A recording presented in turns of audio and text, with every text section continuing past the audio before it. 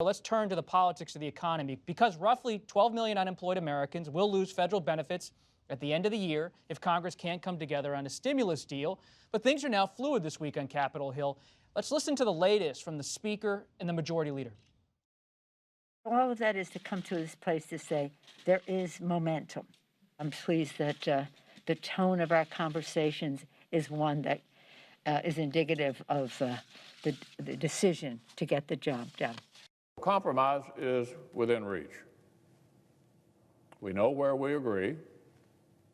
We can do this. Let me say it again. We can do this. And we need to do this.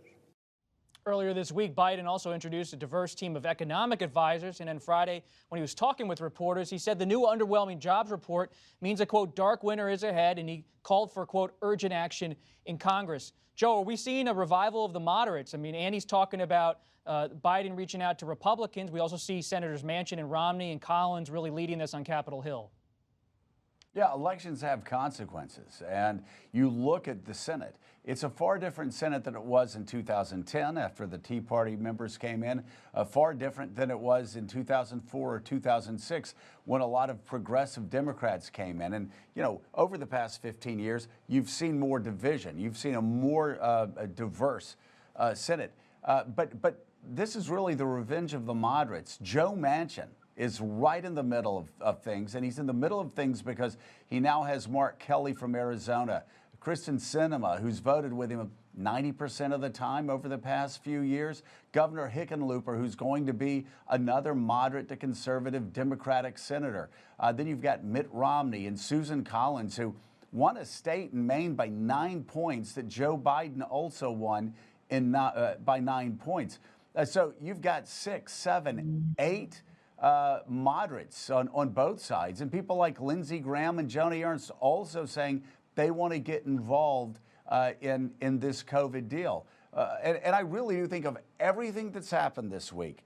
The Manchin coalition expanding out, Manchin and Romney expanding out to 6, 7, 8, 9, 10 moderates in the Senate really is the most important development if you're trying to figure out not what happened the last 4 years, but what's going to happen over the next 2 years. Of course, Bernie Sanders has said he can't support this bill. People like Tom Cotton also concerned on the other side they can't support the deal. You're going to have a lot of progressives and a lot of Tea Party conservatives, if there still are such a thing in Washington, D.C., who are going to be frustrated over the next 2 years because there are going to be a lot of deals made by this Manchin-Romney coalition. Annie, jump in here. What are you hearing from Biden's people? Yeah, no, that's exactly right. That this, it was fascinating that you picked up on that moment at the press conference today. Biden being asked twice if he's talked to McConnell. Both times he wouldn't answer. And what's so interesting is that Biden has been asked that exact same question in earlier press conferences. And, in all the previous times he said, no, I haven't. This time he was actually, gave this sort of very human response about, the sausage making that he was sort of in the middle of, and kind of refused to answer questions about it. He said, look, if I were to tell you what I was doing and the deals that I was striking right now, I wouldn't be able to do it again. And so that wouldn't be very smart of me, would it?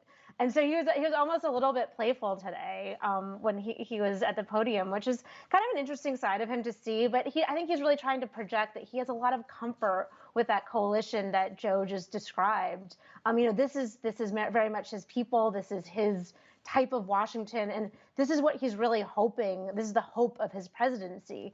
Now, is it something that will actually really work? I mean, that's kind of the big question. Ayesha, how important is the deal before Biden takes office for everyday Americans who are struggling out there? We all saw the jobless numbers today. What does this mean? And especially if this is tied to a COVID relief package, a spending bill tied to COVID relief, that's how it's being proposed by Speaker Pelosi and others. It may not include direct payments to Americans. Senator Bernie Sanders is telling reporters today he can't support this if it doesn't have direct payments.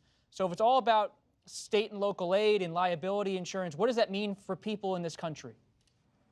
Well, there are a lot of Americans who are really struggling. You mentioned the jobless. You mentioned all of those, and we've seen the lines at food banks, and massive, food banks saying that they're having all of this massive outpouring of people who need help. And I think that's been one of the striking disconnects at this moment at the White House and with Congress, is that you have in America where you have all of record numbers of people hospitalized with the virus. You have all of these, you have people dying, and you have people really struggling to get by. And there has not seemed to be an urgency until kind of this week to get something done. People are going to be going into their Christmas holidays not knowing how they're going to, feed their family. And I know people that are, people who are not, they're being put out of their homes. They don't have a place to live. And so these are very real concerns. And I think that what the American people are looking for is leadership from the White House and from Congress to get something done. Annie, any quick impressions about the Biden economic team rollout and his health team rollout? Yeah, absolutely. I mean, I think when you look at that economic team, one of the real standout things to me and my sources has been the number of people there who have really focused on the labor markets. And this is a little bit of a wonky thing, but these are folks who spent their career looking at issues of inequality. What can the government do to increase employment in different sectors? What are what are specific policies, and how exactly can they be implemented in various sectors of the economy and various parts of the country, sort of both geographic diversity in outcomes. And so these are really labor economists, and that's going to be very different from Trump, which is sort of, they were very focused on the capital side of the equation. Joe, in less than a minute, what are your thoughts on this cabinet and the team?